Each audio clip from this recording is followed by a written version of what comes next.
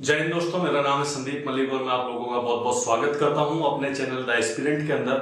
हम लोग आज शुरुआत करने जा रहे हैं इतिहास की, और इतिहास के अंदर हम लोग जो पढ़ेंगे वो है प्राचीन इतिहास। प्राचीन इतिहास स्टार्ट करने से पहले मैं आपको बता दूं कि इस चैनल पे हमने जो स्टार्टिंग की थी वो की थी पॉलिटी की। पॉलिटी की हमारी 2 क्लास ऑलरेडी हो चुकी है। अगर नहीं देखी है तो आई बटन ऊपर आ रहा है, उस पर क्लिक करके देखिए, आपको प्लेलिस्ट मिल जाएगी। हम लोग 2 क्लासेस स्टार्ट करने जा रहे हैं, जो एक तो चलेगी हमारी पॉलिटी की और एक चलेगी हमारी प्राचीन इतिहास की। इसे कंप्लीट करने के बाद हम मध्यकालीन इतिहास की तरफ बढ़ेंगे, पर ये 2 क्लासेस जो हमारी है वो अल्टरनेट डेज पे चलती रहेंगी। ठीक है, इतनी बात क्लियर है। अगर आपने अब तक हमारे चैनल की कोई वीडियो नहीं देखी और आप पहली बार आए हैं तो इस चैनल को सब्सक्राइब कर लें और क्लास लेके देखें, आपको 100% क्लास समझ में आएगी। इस चैनल के अंदर हम आपको ऐसा टॉपिक इस तरीके से पढ़ाते हैं ताकि कहीं से भी आपने पढ़ा हो आपके बहुत अच्छे तरीके से समझ में आ जाए। और टीसीएस बेस्ड पैटर्न पे या किसी भी स्टेट एग्जाम या एसएससी के लिए अगर आप मॉक देते हैं या कोई भी टेस्ट वगैरह देते हैं तो आपका कोई भी क्वेश्चन उसके अंदर ना छूटे। तो चलिए शुरुआत करते हैं हमारे आज के टॉपिक की, जिसके अंदर हम पढ़ाने जा रहे हैं इतिहास। इतिहास के अंदर हम स्टार्ट करने जा रहे हैं प्राचीन इतिहास। दोस्तों, सबसे पहले मैं आपको बता दूं कि इतिहास को 3 भागों के अंदर हमने बांटा हुआ है, जो है हमारा प्राचीन भारत। प्राचीन के बाद आता है मध्य भारत। मध्य के बाद जो हम पढ़ते हैं वो है आधुनिक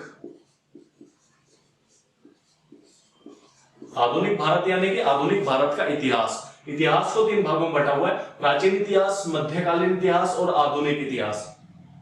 प्राचीन हम पढ़ रहे हैं, ये हमारा पहला टॉपिक है। चलिए इस टॉपिक को बहुत अच्छे तरीके से आज स्टार्ट करते हैं और इस टॉपिक को इतने अच्छे तरीके से पढ़ लेंगे कि जितने भी क्वेश्चन इससे आते हैं वो आप अगर ल्यूसेंट की ऑब्जेक्टिव बुक से लगाएंगे या मॉक से लगाएंगे तो 100% आपका वो क्लियर हो जाएगा और इस टॉपिक के अंदर आपको आज के बाद कोई भी दिक्कत नहीं रहेगी। तो देखते हैं, सबसे पहले इतिहास को हमने 3 भागों के अंदर बांट लिया है। पहले टॉपिक के अंदर ही हमने इतिहास को 3 भागों में बांट लिया। नहीं वो वाला नहीं, वो तो हमने बांट ही लिया, ये दोबारा हमने बांट लिया। भैया दोबारा किस बेस पे बांटा? अब कोई भी चीज बढ़ती है तो किसी ना किसी बेस पे तो बढ़ती है। जी हाँ, हमने जो इतिहास को 3 भागों के अंदर बांटा है वो बांटा है इस बेस पे जो हमारी है टाइमलाइन। टाइमलाइन मतलब पहले कुछ ना कुछ तो काम हुआ है ना, हमसे पहले कोई ना कोई तो रहा होगा। अब वो रहा होगा तो किस तरीके से टेक्नोलॉजी, जो आज हम टेक्नोलॉजी का इस्तेमाल करते हैं, इंटरनेट पहले तो नहीं था। सन 2000 से पहले इंटरनेट इतना प्रचलित तो नहीं था जितना आज है। तो कैसे कैसे जैसे इंटरनेट का इस्तेमाल हुआ और फिर इतना इस्तेमाल होता चला गया कि हम अपनी आज की एक डेली लाइफ भी इंटरनेट के बिना इमेजिन नहीं कर सकते। तो कैसे कैसे पहले के लोग कैसे रहते थे, हमें बड़ा इंटरेस्ट है कि हमारे दादा दादी टाइम पास कैसे करते होंगे। ना उनके पास इंस्टाग्राम, ना उनके पास व्हाट्सएप, ना उनके पास ट्विटर, ना उनके पास यूट्यूब। वो करते कैसे होंगे, उनका काम चलता कैसे होगा। हम में से भी कुछ लोग कहते हैं, अपने जो छोटे बहन भाई हैं उन्हें बताते हैं, उन्हें कहते हैं क्या कि आज के टाइम में तुम्हें तो जियो मिली हुई है, तुम्हें तो बहुत सस्ता इंटरनेट मिला हुआ है। हम जब डलवाते थे ना तो हम कूपन लेके आते थे, 10-10 रुपए का रिचार्ज का कूपन मिलता था और इंटरनेट डलवाना होता था तो 150 रुपए का 2 GB मिलता था। आज तो तुम्हें 2 GB एक जो रिचार्ज होता है उसके अंदर ही मिल जाता है पर डे के हिसाब से। तो ऐसे ही कुछ ना कुछ तो पहले भी हुआ होगा ना। अब कैसे इतिहास की अंडरस्टैंडिंग कैसे बनेगी, हमें तो बहुत ज्यादा बोरिंग लगता है इतिहास। हम तो जब भी पढ़ते हैं हिस्ट्री हमारे तो नींद आ जाती है। तो वो कैसे क्लियर होगा, वो कैसे पढ़ा जाएगा? वो ऐसे पढ़ा जाएगा जब बिल्कुल अंडरस्टैंडिंग से बिल्कुल इसे समझेंगे। ना तो हम इसके बिल्कुल डीप में जाएंगे कि हमें बिल्कुल इसे खोद के खा जाना है, ना हम इसके बिल्कुल इतना ऊपर ऊपर से पढ़ेंगे कि फैक्ट देख देख के ही हमारा दिमाग खराब हो जाए। क्यों? अगर फैक्ट रटना हो तो फिर तो हम रट ले, टॉपिक समझेंगे तो वो क्वेश्चन जो आउट ऑफ कॉन्टेक्स्ट बनाए जाएंगे वो भी हम कर सकते हैं अगर हमें टॉपिक पता होगा तो। इतिहास को जो टाइमलाइन है उसके बेस पे हमने 3 भागों में बांट लिया, यानी इधर एक तरीके की गतिविधियां हुई हैं, इधर एक तरीके की गतिविधियां हुई हैं और इधर की साइड एक अलग तरीके की गतिविधियां हुई हैं। इधर की साइड कैसे कैसे भी है, इस पीरियड के अंदर क्या हुआ, इस पीरियड के अंदर जितनी भी गतिविधियां हुई क्या उसका कोई साक्ष्य है? अब साक्ष्य या प्रूफ की बात कहां से आई? साक्ष्य या प्रूफ की बात वहां से आई दोस्तों, साक्ष्य का मतलब ये है, हो सकता है आज से पहले एलियन भी हो सकता है डायनासोर बात करते हो। कैसे पता चलेगा? क्या कोई प्रूफ है? अगर मैं कहूंगा कि पहले तो एलियंस रहते थे यहाँ पे, अजीब तरीके के लोग रहते थे, पहले तो इंसान की भाषा में डायनासोर बात करते थे, अगर मैं किसी से कहूंगा वो क्या कहेगा? तेरे पास क्या प्रूफ है? यानी तू कैसे इस बात को प्रमाणित कर सकता है? तो वैसे ही अगर मैं कहूंगा कि हमसे पहले भी लोग रहते थे और कुछ तो होता था इस धरती पे, तो लोग कहेंगे क्या कोई प्रूफ है क्या उस टाइम का कि कुछ होता था? जी हाँ, उस टाइम का प्रूफ है हमारे पास, पर कोई लिखित सामग्री हमारे पास नहीं है। लिखित सामग्री ना होने से हमें एक चीज बहुत अच्छे तरीके से पता चलती है, वो चीज क्या है कि हमारे पास लिखित सामग्री नहीं है का मतलब है कि कला के अंदर उन लोगों का विकास नहीं हुआ था, यानी कला में उन लोगों का ना तो कोई इंटरेस्ट था, ना वो जब तक डेवलप हुआ था। वो उस टाइप के लोग थे जिनका कला से दूर दूर तक कोई लेना देना नहीं था, इसलिए हमें कोई भी लिखित सामग्री प्राप्त नहीं हुई है। तो ऐसा काल जिसके अंदर साक्ष्य तो मिले कि हाँ वो एग्जिस्ट करता है, पर कोई भी लिखित सामग्री ना मिले, वो क्या कहलाएगा? वो कहलाएगा प्री हिस्टोरिक एरा, यानी कि प्राग ऐतिहासिक काल। ठीक है जी, समझ गए। इसके जो पॉइंट है वो बाद में पढ़ेंगे, आगे चलते हैं। आदि ऐतिहासिक काल यानी प्रो हिस्टोरिक एरा क्या है भाई? ये क्या चीज है? अब इसके अंदर जान लेते हैं। क्या साक्ष्य है क्या कि ऐसा भी कुछ था? जी हाँ, साक्ष्य है। क्या लिखित सामग्री है क्या? कोई क्या लिखा हुआ है क्या? उनका इतना मतलब विकास इतना हो गया था क्या कि वो लोग मतलब इतने पढ़े लिखे हो गए थे क्या कि वो लोग पढ़ सके, लिख सके? उनका इतना विकास हो गया था क्या कि उनके पास से कुछ लिखित सामग्री मिले? जी हाँ, जो हमारा वैदिक काल है वो इसी के अंदर से पाया जाता है। ये वही टाइमलाइन चल रही है। तो हमारे पास साक्ष्य भी थे, लिखित सामग्री भी थी, और वो क्या पढ़े गए क्या? वो जी नहीं, वो पढ़े नहीं गए। पढ़े नहीं गए से आपका क्या मतलब है? पढ़े नहीं गए से हमारा ये मतलब है कि देखो, किसी लाइब्रेरी के अंदर अगर आप जाओगे ना, इंटरनेशनल लाइब्रेरी के अंदर, तो वहां किताबें तो लिखी रहेंगी बहुत सारी, उसकी बहुत सारी लैंग्वेज में। कोई इटालियन के अंदर लिखी हुई है, कोई फ्रेंच के अंदर लिखी हुई है, कोई रशियन, कोई जर्मनी के अंदर लिखी हुई है, कोई अरबिक में लिखी हुई है, कोई फ्रेंच में लिखी हुई है। पर उन्हें का मतलब क्या है कि डिटेल तो है ना उस किताब के अंदर। अब वो जो उनका टॉपिक है, कॉन्सेप्ट तो है ना उसके अंदर, कंटेंट तो है ना, पर क्या हम लोग उसे पढ़ के कोई इस्तेमाल निकाल सकते हैं उसका? अगर आपकी फोटो अखबार में आती है पर वो अखबार फ्रेंच में है, तो आपके क्या किसी इस्तेमाल का है क्या? जी नहीं। पर है तो कह तो सकते हो कि भैया ऐसे ऐसे आई है, जिसके इस्तेमाल का होगा वो तो पढ़ लेगा। जी हाँ, बिल्कुल ऐसे ही हुआ कि लिखित सामग्री तो मिली पर वो पढ़ी नहीं गई। जैसे हमें तो हिंदी और इंग्लिश आती है, अब ठीक अगर पंजाबी में कोई चीज लिखी हो तो हमें कैसे पता चलेगी वो क्या लिखी हुई है? हमें थोड़ी गुरमुखी लिपि आती है, समझ लो ना। वही बात इसके अंदर हुई कि जिस लिपि के अंदर वो लिखा गया था उसकी पहचान अब तक नहीं हो पाई है, उसे अभी डिकोड नहीं किया गया है, यानी वो कोडेड लैंग्वेज जो है वो अब तक खोजी नहीं गई है। तो ऐसे काल को कहेंगे आदि ऐतिहासिक काल, यानी प्री हिस्टोरिक एरा। आगे बढ़ते हैं। अगला क्या है? ऐतिहासिक काल, यानी जो अभी का काल चल रहा है वो है ऐतिहासिक काल। इसके अंदर क्या है? क्या इसके साक्ष्य हैं क्या? हाँ जी, इसके साक्ष्य हैं। क्या ये लिखित है क्या? जी हाँ, बिल्कुल लिखित भी है ये। क्या ये पढ़ा गया क्या?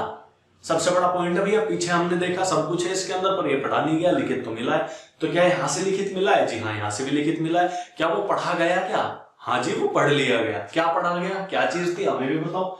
वो चीज थी ऐतिहासिक काल के अंदर जो पढ़ा गया वो क्या था? अशोक का अभिलेख, यानी अशोक ने जो अभिलेख बनाए हुए थे ना, अशोक याद करो, चंद्रगुप्त मौर्य की डायनेस्टी से जो एक महान शासक हुआ है अशोक, उसने जो शिलालेख अभिलेख बनवाए हैं। शिलालेख अभिलेख क्या? बड़ी सी चट्टान पे खुदवा देते थे, अपनी तारीफ करवा देते, 6 हाथौड़ी लेकर लोग उसके ऊपर लिखते थे, उसके ऊपर बात, वो अभिलेख होते थे। शिलाओं के ऊपर बनवा देते, स्तंभों के ऊपर बनवा देते, स्तंभ लेख। तो ऐसे कई सारे लेख अशोक ने बनवाए और उनका प्रचार प्रसार किया। जो कई तो इस बारे में थे कि कैसे जो बुद्ध धर्म है उसे उसका विस्तार करने के लिए कई सारी बातें तो उसके अंदर लिखी हुई थी। तो उनका जो प्रचार प्रसार हुआ वो जिस भाषा में लिखे गए हैं वो पढ़ लिए हैं। किसने पढ़े हैं? वो जेम्स प्रिंसिप ने वो पढ़े हैं। जेम्स प्रिंसिप ने कब पढ़े हैं? वो 1837 के अंदर जेम्स प्रिंसिप ने अशोक के अभिलेख पढ़ लिए। इसका मतलब क्या हुआ कि साक्ष्य भी मिले, लिखित भी था और पढ़ा भी गया, तीनों चीज हो गई। तो ये क्या हुआ? ये ऐतिहासिक काल हो गया हमारा।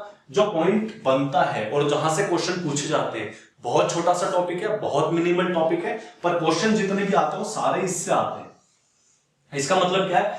प्रागैतिहासिक काल, इतिहास को जिस तरीके से 3 भागों में बांटा है, ऐसे प्रागैतिहासिक काल को भी 3 भागों के अंदर बांट दिया है। पहला है जो इसके अंदर है वो है पुरापाषाण काल, फिर है मध्यपाषाण काल, उसके बाद है नवपाषाण काल। पुरापाषाण काल के अंदर क्या है? जो पैलेलिथिक पीरियड जिसे हम कहते हैं या ओल्ड स्टोन एज जिसे हम कहते हैं, उसके अंदर क्या है? इसका टाइम पीरियड। सबसे पहले तो टाइम पीरियड याद करना जरूरी है। ये जो चीज लिखी हुई है ना नीचे की, ये सारा का सारा, ये सारा आपको रटना है। इसे रट लिया तो बस ये टॉपिक खत्म हो गया। ये सिर्फ इतना ही था इसमें समझने के लिए और पढ़ने के लिए। ये 30,000 बीसी से 10,000 बीसी तक चला। अच्छा जी, यहाँ तो 10 से 30 होता है। 2000, सन 2000, फिर 2001, 2002, 2003, 2004, ये क्या चल रहा है कि 30,000 बीसी से 10,000 बीसी। बीसी और एडी क्या चीज है वो भी एक्सप्लेन करूंगा इसके बाद। तो देखिए इसका जो टाइम पीरियड था वो था 30,000 बीसी से 10,000 बीसी तक का। ठीक है, क्या हुआ इसके अंदर? इसके अंदर पत्थर का प्रयोग हुआ। पत्थर का प्रयोग कैसे? क्या भैया फेंक के मार दिया क्या? सिर पे फेंक दिया क्या किसी के, या सिर फोड़ दिया क्या? इन्होंने पत्थर फेंक दिया, हो सकता है भाई सिर फोड़ दिया हो, पर इसके अंदर पत्थर का इन्होंने क्या प्रयोग किया? उससे कुछ ना कुछ तो बनाया होगा। उसे फेंक के ही मारा तो नहीं, ये तो पता चला होगा कि हाँ ये पत्थर जैसी कोई चीज है और ये फेंक के मारेंगे चोट लगेगी। तो वो जो प्रयोग हुआ ना वो ये हुआ हमारा प्रागैतिहासिक काल के अंदर, पूरा पाषाण काल के अंदर, यानी ओल्ड स्टोन एज। स्टोन है ना, ओल्ड स्टोन एज, इसके अंदर पत्थरों का प्रयोग हुआ। आगे वे गुफा में निवास करते थे जो भी लोग थे, आदि मानव थे ना, जो उस समय के लोग थे, वो आदि मानव यानी आदि काल का मानव, यानी प्राचीन काल का जो मानव था वो गुफा के अंदर निवास करता था। गुफा बना रखी थी उसने, ऐसे कुछ मकान नहीं था उसका, ना उसके कुछ फ्लैट ऐसे कटे हुए थे 2 BHK 3 BHK, तो गुफा के अंदर निवास करता था। अच्छा जी, कहां से पता चली है तुम्हें? ये हमें पता चली है पूरा पाषाण काल से। यानी क्वेश्चन आएगा कि कहाँ गुफाओं में रहता था वो, ये कहां से पता चला है आपको? कौन सी एज से पता चला है? पैलेयोलिथिक पीरियड से, मेसोलिथिक पीरियड से, या नियोलिथिक पीरियड से? तो आप कहोगे कि हमें पता चला है पैलियोलिथिक पीरियड से। कहां? गुफा के अंदर निवास करता था वो। ठीक है जी, और क्या पता चला है? आग का आविष्कार कर लिया था उसने। आग के आविष्कार का मतलब बेटा, आविष्कार और खोज में बहुत फर्क होता है। आग का आविष्कार कर लिया था उसने, मतलब आग बनाई नहीं थी उसने। आग का आविष्कार का मतलब ऐसा है जैसे बैठे हुआ था और ऐसे पत्थर फेंक के मारा होगा ना, तो पत्थर से पत्थर घिस गया, या कोई तेज बिजली चमकी वो किसी पेड़ के ऊपर गिर गई तो वहां से आग लगी हो उसके अंदर, तो उन्हें पता चल गया आग नाम की कोई चीज है। फिर उन्होंने उसका इस्तेमाल स्टार्ट किया। तो वो कौन से काल के अंदर की घटना है सारी की सारी? ये पूरा पाषाण काल की घटना है। बहुत छोटा सा टॉपिक है, तुम्हें कोई घटना दे देंगे और बस ये पूछ लेंगे कि ये घटना कौन से पीरियड की है, बस इतनी ही है इसके अंदर कहानी। इसमें कुछ ऐसे हाथी घोड़े नहीं जोड़ने कि कुछ मतलब बहुत ही ज्यादा टिपिकल कुछ पूछ लेंगे, नहीं, बस यही है इस टॉपिक के अंदर। हिस्ट्री बहुत आसान है, नींद जरूर आती है ऐसी किताब में खोल के पढ़ने के ऊपर, ऐसी कुछ मतलब इतनी हार्ड बात ना है इसके अंदर। बिल्कुल अच्छे तरीके से अगर हम इसे पढ़े तो अच्छे तरीके से समझ सकते हैं, ऐसी कुछ बात नहीं है इसके अंदर। पूरा पाषाण काल के अंदर हमने देखा पत्थर का प्रयोग किया, गुफा के अंदर रहता था और आग का आविष्कार कर लिया। ठीक है जी, आगे बात समझ में। मध्य पाषाण काल यानी कि मिडल स्टोन एज या मेसोलिथिक एज के अंदर हमें क्या पता चला? यहां पता चला सबसे पहले तो इसका टाइम पीरियड क्या है भैया, वो टाइम पीरियड देख लो। टाइम पीरियड है 10,000 बीसी से 4,000 बीसी। ठीक है जी, आ गया समझ में। 10,000 बीसी से 4,000 बीसी के अंदर जितनी घटना हुई है वो सारी की सारी मेसोलिथिक पीरियड में हुई है, बिल्कुल सही। अब इसके अंदर क्या है? शिकार प्रारंभ किया जी इन्होंने। जैसे मैंने आपको बताया था ना, पत्थर था, अब वो पत्थर फेंक के मारा होगा, आदमी कोई मर गया होगा, इन्हें पता चल गया कोई जानवर आया होगा, इन्होंने उस पर मारा, फेंक के मारा, वो मर गया, उसे फिर इन्होंने पका के खा लिया या उन्हें ऐसे ही खा लिया। तो शिकार करना इन्होंने स्टार्ट कर दिया मध्य पाषाण काल के अंदर। ठीक है जी, पशुपालन स्टार्ट कर दिया। पशुपालन का मतलब इन्हें ये तो पता था कि यही जानवर है, इन्हें ही मार के खाना है, पर इन्हें ये भी पता था कि कुछ ऐसा तो पाल लो जो पालतू सा हो, जो ज्यादा खतरनाक ना हो, जो थोड़ी रक्षा कर ले, या जिसके साथ रह लो, जिसके साथ निवास कर लो। तो इन्होंने क्या पालना स्टार्ट किया? इन्होंने पालना स्टार्ट किया कुत्ता। ये कुत्ता पालते थे। कुत्ते के साथ साथ अगर आपसे पूछा जाए कि पालने वाला कौन सा पशु है, 4 ऑप्शन दे दे, उनमें से पूछ ले, तो सबसे पहले तो आप लगाओगे कुत्ते को। पर अगर कुत्ता ना दे और बाकियों का दे दे, हाथी, गधा, बाकी सबका नाम दे दे, तो उसके अंदर जो आप लगाओगे वो लगाओगे घोड़े का। घोड़ा भी पालतू ही था। आप देखते हो ना, पहले आने जाने का सफर जितना भी तय होता था घोड़े से होता था। तो सबसे पहले नंबर पे कुत्ता और दूसरे नंबर पे घोड़ा। उसके बाद मछली पकड़ना चालू कर देता है इन्होंने देखा भैया पानी के अंदर जा रहे, गुदगुदे सी हो रही, पैर में लग रहा है कुछ, क्या है ये? इन्होंने देखा मछली है, इसे भी खा सकते हैं क्या? सबसे पहले इनके दिमाग में यही आता होगा हमेशा, कोई भी चीज देख के ये भी चीज खा सकते हैं क्या? तो बस इन्होंने उसे उठाया, पकड़ा, मारा, खाया। इन्हें पता चल गई टेस्टी चीज है जी। एक दूसरे पर हमला कर देते। भैया पत्थर उठाया, औजार उठाया, जब भैया कुत्ता बांध रखा, इसका कुत्ता खोस के ले गया, इसके कुत्ते का पत्थर मार दिया, तो भैया इसने उस पर हमला कर दिया। तो कहने की बात यह है कि इन्होंने शिकार प्रारंभ कर दिया, पशुपालन शुरू कर दिया, मछली पकड़ने भी शुरू कर दी, और उसके बाद एक दूसरे पर हमला भी इन्होंने करना चालू कर दिया। तो ये 4 घटनाएं अगर पूछी जाए तो ये 4 घटनाएं मध्य पाषाण काल यानी मिडिल स्टोन एज की है। पूछेगा मेसोलिथिक पीरियड, ये नाम इंग्लिश में और हिंदी में दोनों में याद कर लेना। कभी कभी होता है ऐसा कि एग्जाम के अंदर जो पूछता है ना, हिंदी में भी वही नाम दे देगा और इंग्लिश के अंदर भी वही नाम दे देगा। यानी कि जैसे पैलियोलिथिक पीरियड, मेसोलिथिक और नियोलिथिक पीरियड है ना, यही हिंदी में कर देगा। इसे ऐसे नहीं बताने का पूरा पाषाण, मध्य पाषाण या नवपाषाण। तो इन चीजों को बस याद करना है, रटना और कुछ नहीं है। उसके बाद पूजा शुरू, ये इन्होंने पूजा शुरू कर दी थी।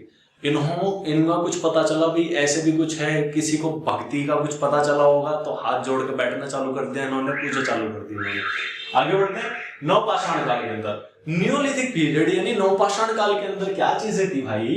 नवपाषाण काल के अंदर 4000 बीसी से 2500 बीसी तक जो जो चीजें हुई वो नवपाषाण काल के अंतर्गत की घटनाएं हैं। घटना क्या हुई, कृषि प्रारंभ कर दी इन्होंने। अब तक क्या खा रहे थे, अब तक शिकार कर रहे थे पशुओं का, पाल भी पशु रहे थे और खा भी ले रहे थे, मछली भी खानी चालू कर दी थी। पर अब क्या, अब इन्हें अकल आ गई, अब इन्होंने कृषि प्रारंभ कर दी। कृषि में क्या प्रारंभ किया, गेहूं और जौ, ये दो चीज यानी कि वीट और बार्ले, दो चीजें इन्होंने उगानी स्टार्ट की। और इसके जो साक्ष्य मिलते हैं, इसके जो साक्ष्य मिलता है, साक्ष्य या इसका कहते हैं प्रूफ जो हमें मिलता है वो कहां से मिलता है, वो मिलता है मेहरगढ़ पाकिस्तान से। मेहरगढ़ पाकिस्तान से ऐसे साक्ष्य मिले हैं जहां से पता चला है कि इस काल के अंदर जो मानव था उसने कृषि स्टार्ट कर दी थी। ठीक है जी। अगला, हड्डियों से बने हथियार। हड्डियों से बने हथियार का मतलब क्या है, जो पशु मर जाता था उसकी जो हड्डी होती थी, इन्हें पता चला कि बहुत स्ट्रॉन्ग चीज है, ये तो टूट भी नहीं रही है, ये तो बहुत मजबूत है, ये भी काम में लाई जा सकती है। तो इन्होंने क्या किया, हड्डियों के हथियार बनाने शुरू कर दिए। इसके जो साक्ष्य हैं वो मिले बिहार से। ये चीजें याद रखनी है आपको, कहां कहां से साक्ष्य मिले, पूछ लेता है इन चीजों को। उसके बाद पहिए का आविष्कार। अगर इस टाइम में, इस पूरे टाइम में प्रागैतिहासिक एरा के अंदर सबसे इंपॉर्टेंट चीज अगर पूछी जाए या सबसे इंपॉर्टेंट इनका आविष्कार पूछा जाए क्या था, तो सबसे बड़ा आविष्कार जो माना जाएगा वो है पहिए का आविष्कार। पहिए का जब से आविष्कार हुआ तो जब से ट्रेवल बहुत आसान हो गया इनका, जब से इन्हें कहीं भी शिफ्ट होना था, कहीं भी जाना था, तो इन्हें पता चल गया ऐसे इसे खिसकाओ और बस जय माता दी, हो जाएगा काम तुम्हारा। पहिए का जो आविष्कार हुआ वो नवपाषाण काल के अंदर यानी न्यूलिथिक पीरियड के अंदर जो चीज हुई वो पहिए का आविष्कार हुआ। उसके बाद धान की खेती यानी चावल की जो खेती इन्होंने थी वो स्टार्ट कर दी थी। वो कहां से स्टार्ट करी, वो कहां से साक्ष्य पता चला, प्रयागराज से। उसका साक्ष्य कहां से मिलता है, प्रयागराज से उसका हमें साक्ष्य मिलता है कि हाँ इन लोगों ने क्या किया था, इन्होंने धान की खेती स्टार्ट कर दी थी। ये जो पॉइंट है, सिर्फ यही पॉइंट इस टॉपिक के अंदर थे, यही पॉइंट आपको सिर्फ पढ़ने हैं और इन्हें याद करना है। इन्हीं पे बेस क्वेश्चन आए हुए पिछले साल के, वो आपको लगाने हैं और उन्हीं की आपको प्रैक्टिस करनी है। प्रैक्टिस कहां से करनी है, ल्यूसेंट ऑब्जेक्टिव की बुक ले आओ, मैंने पहले भी आपको कहा था। मॉक दे लो, मॉक के अंदर क्वेश्चन मिल जाएंगे, पर बुक के अंदर आपको टॉपिक वाइज क्वेश्चन मिल जाएंगे। तो जो जो टॉपिक यहाँ हो उसे कवर करो, इसके प्रॉपर नोट्स बनाओ, नोट्स बनाने के बाद उससे प्रैक्टिस करो और टेलीग्राम को ज्वाइन कर लो। जो बाकी की जो चीजें हैं वो वहां पे मैं आपको सेंड कर देता हूं, आपको वहां से आसानी हो जाती है। प्रीवियस ईयर क्वेश्चन करने में ल्यूसेंट ऑब्जेक्टिव बुक भी मैं आपको वहां पे लिंक प्रोवाइड करा दूंगा उसका भी। अब देख लेते हैं भैया ये बीसी और एडी ये क्या चीज है। तो हम फटाफट से जान लेते हैं कि बीसी एडी वाली क्या चीज चलती है। तो ये मान लो ये हमारी पूरी टाइम लाइन है, ठीक है, ये 0 पॉइंट है। अब जो गिनती चलती है वो ऐसे चलेगी 1 2 3 4 5, ये एडी, ये बीसी। यहां कैसे चलेगी 5 4 3 2 1। आगे समझो, बीसी का मतलब बिफोर क्राइस्ट, बिफोर क्राइस्ट, ठीक है। एनो डोमिनी, एडी का मतलब है एनो डोमिनी। ये जो 0 पॉइंट है यहां पे हमारा जन्म हुआ था ईसा मसीह का। ईसा मसीह का जो जन्म हुआ उसे हमने 0 पॉइंट यानी बेस ईयर उसे हमने मान लिया। अब बेस ईयर के बाद की जो है अगर आगे जाना है तो यहां से आप कैसे पढ़ेंगे, जैसे 1857 की लड़ाई, उसके बाद 1947 और उसके बाद जैसे हमारा ये 2022 है वो हमारा है एनो डोमिनी के अंदर। तो वो आगे आगे बढ़ के हम उस चीज को पढ़ेंगे। पर उससे पहले की अगर हमें घटना देखनी है तो उससे पहले की जो घटना हमारी होगी वो ऐसे होगी, किसी का जन्म तो हो जाएगा 543 के अंदर और जो उसकी डेथ होगी ना वो हो जाएगी 482 के अंदर, ऐसे हो जाएगा। तो बीसी के अंदर उल्टा फॉर्मेट चलता है, यानी यहां सबसे पहले 5 आएगा, फिर 4 आएगा, फिर 3 आएगा, फिर 2 आएगा, फिर 1 आएगा, यानी कि यहां 542 होगा, फिर 400 की कुछ घटना होगी। तो ऐसे ऐसे जो चलता है ये चलता है बीसी के अंदर, और जो सीधा चलता है वो चलता है एनो डोमिनी के अंदर। इतनी चीजें हमें समझ में आ गई। एक बेसिक चीज होती है जो मैं बताऊं, जो हेरोडोटस है उसे इतिहास का जनक कहा जाता है, हिस्टोरी का उन्होंने किताब लिखी थी। ये एक और पॉइंट है जो अपने नोट्स के अंदर आप लोग ऐड कर लेंगे, ये भी कभी कभी पूछ लिया जाता है। ये चीजें क्लियर है। तो अब अगर किताब के अंदर देखो बीसी और एडी, तो कंफ्यूज मत होना कि कोई आदमी पैदा तो बाद में हो गया और मर पहले रहा है, ऐसे कैसे हो जाएगा, तो वो ऐसे ऐसे हो जाएगा, ये चीज है। तो यहां से आपकी अंडरस्टैंडिंग बननी स्टार्ट होगी प्राचीन इतिहास की या प्राचीन भारत के इतिहास की। तो ये हमारी पहली क्लास थी, हमने ये टॉपिक क्लियर किया है। आई होप कि ये टॉपिक आपकी समझ में आया होगा। आने वाले टॉपिक में हम पढ़ेंगे सिंधु घाटी सभ्यता, कैसे कैसे वो सभ्यता बनी, कैसे वो सभ्यता खत्म हुई, क्या उस सभ्यता के अंदर था, उसके बेस इंपॉर्टेंट जो क्वेश्चन वो सब कुछ करेंगे आने वाली वीडियो के अंदर। ये वीडियो हमारी यहीं पे खत्म होती है। अगर आपको वीडियो अच्छी लगी हो तो प्लीज वीडियो को लाइक करें, कोई क्वेश्चन हो तो कमेंट करें और टेलीग्राम ज्वाइन करके वहां से आप डायरेक्ट क्वेश्चन पूछ सकते हैं। इस चैनल को अपने दोस्तों के अंदर शेयर करें, क्योंकि हमारा टारगेट यही है कि हमें उन बच्चों तक अपनी बातें पहुंचानी है जिनके पास कोई भी सोर्स नहीं है। इस चैनल को अपना प्यार दें, इस चैनल को शेयर करें और सब्सक्राइब करें और बेल आइकन को प्रेस करें। इस वीडियो को बिल्कुल एंड तक देखने के लिए आप लोगों का बहुत बहुत धन्यवाद। जय हिंद, जय भारत।